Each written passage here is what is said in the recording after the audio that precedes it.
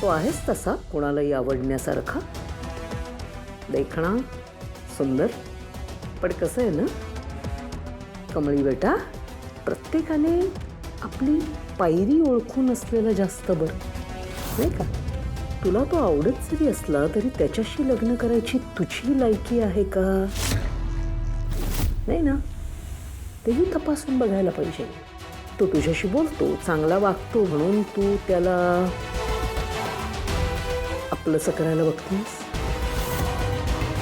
अरे बाळा, तो महालामध्ये वाढलाय आणि तू तू गावाकडच्या त्या झोपडी वजा घरात मोठी झालेली. नाही, पण मला एका गोष्टीचं मात्र खूप कौतुक आहे. आपली स्वतःची ऐपत नसताना, कुवत नसताना सुद्धा जी माणसं अशी मोठी मोठी स्वप्न बघतात ना, मला खूप खूप आदर आहे त्यांच्याबद्दल. खूप कौतुक वाटतं मला, तसं मला तुझं वाटतं. तुझ्यामध्ये ना खूप जिद्द आहे, अशी आग आहे. खरं तर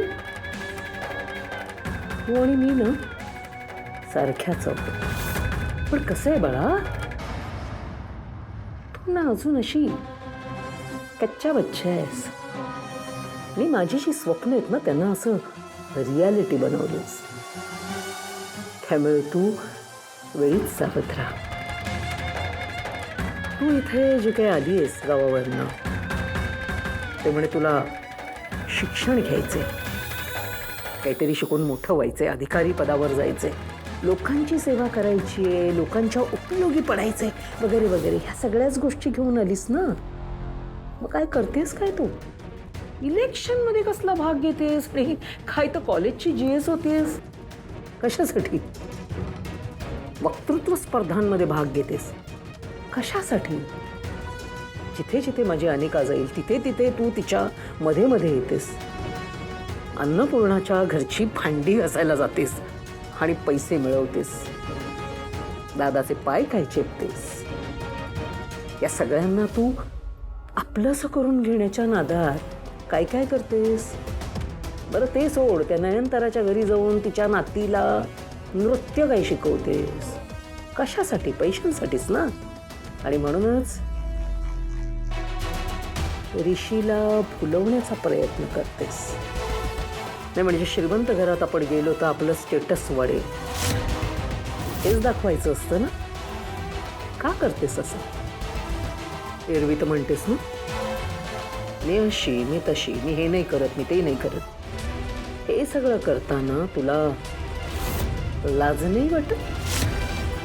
आणि मला एक कळत नाहीये, गरज नसताना दुसऱ्यांच्या वैयक्तिक आयुष्यामध्ये ढवळाढवळ करायची तुला काय गरज आहे ग? का? कशासाठी करतेस या सगळ्या गोष्टी? तरी बरं, आम्ही आमच्या कॉलेजमध्ये तुला फुकटातच शिकायला दिली आणि त्याच्यावर कडी म्हणजे काय? GS होऊन तू आम्हालाच माज दाखवतेस. बरं मला सांग, काय तुला काय लीडर व्हायचंय? का मग राजकारणात जा ना, तिथे त्याचा जास्त चांगला उपयोग होईल तुला. राजकारणात जा किंवा कुठल्या पक्षाला जॉईन हो आणि हवं असल्यास मी तुला मदत करते ना. किंवा अगदीच नाही तर दुसरं कुठलं तरी कॉलेज निवड आणि इथून जा. अन्नपूर्णाचा तुला सपोर्ट आहे म्हणून तुला तू महाराणी आहेस असं वाटायला लागलंय का? आहे ना? तुला काय वाटतं, तू कशीही वागलीस, काहीही केलंस तरी कोणीही तुझं काही एक बिघडू शकत नाहीये. असं नाहीये बाळा. ह्या कामिनीला अजून तू ओळखलेलं नाहीयेस. तुला कल्पना पण नाहीये ही कामिनी काय करू शकते. ही कामिनी कळण्यासाठी तुला पुढचा जन्म घ्यावा लागेल बाळा.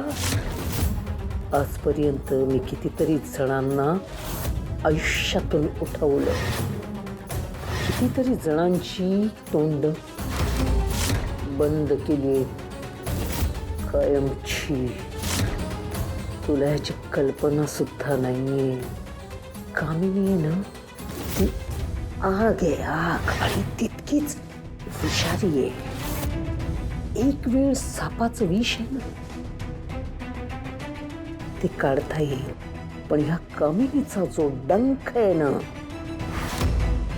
त्याचा दंश परत घेता येणार नाही.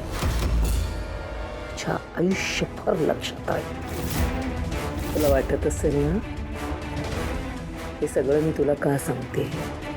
ठीक आहे, आजची आपली एक गोष्ट सांगते. उंदीर आणि मांजराची गोष्ट माहिती आहे तुला? मांजर उंदराला मारण्यासाठी काय करतो? उंदराला असं खेळवून खेळवून खेळवून खेळवून मारतो. मी तुला तसंच मारणार आहे. आता मी असं काहीतरी करणार आहे ना ज्यामुळे तू तुझं स्वप्न विसरून जाशील. ज्या स्वप्नाखातर तू इथे आलीस ना ते तुझं स्वप्न मी पूर्ण होच देणार नाही. आता ना मी कठपुतलीच्या भावलीसारखं कमळी नावाचं भावलं आहे ना ते असं नाचवत राहणार. आणि मग एकदा का त्याचं स्वप्न तुटलं का मग त्याला असं चिमटीत धरून उचलून फेकून देणार आहे. असं खूप खूप अपमान सहन करायचा आहे तुला. खूप. आजपर्यंत मी तुला कित्येकदा समजावण्याचा प्रयत्न केला पण तुला समजूनच घेता येत नाही. आता तुझ्या तोंडावर सांगते. तुला लढायला फार आवडतं ना? समोरच्याशी 2 हात करायला फार आवडतं तुला. आजपासून आपल्यामध्ये युद्ध सुरू, लढाई सुरू. तुला काय वाटलं? बहिणीच्या पदरात लपून तू स्वतःचा बचाव करू शकतेस. आणि असं जर वाटत असेल तर तुझ्यासारखी मूर्ख तूच. तुझ्याच सांगण्यामुळे माझ्या वहिनीने 4 लोकांसमोर माझ्या कानाखाली वाजवली. गालावर उमटलेल्या त्या 4 बोटांची शपथ घेऊन सांगते मी तुझं आयुष्य बर्बाद करणार. यापुढे तू जेव्हा जेव्हा माझं नाव काढशील किंवा जेव्हा जेव्हा माझ्या नावाचा उल्लेख करशील त्यावेळेस तुझा काळजाचा थरकाप उडेल. कारण कामिनीचा डाव म्हणजे असा वर्मावर खाव. आशीर्वाद दिलाय.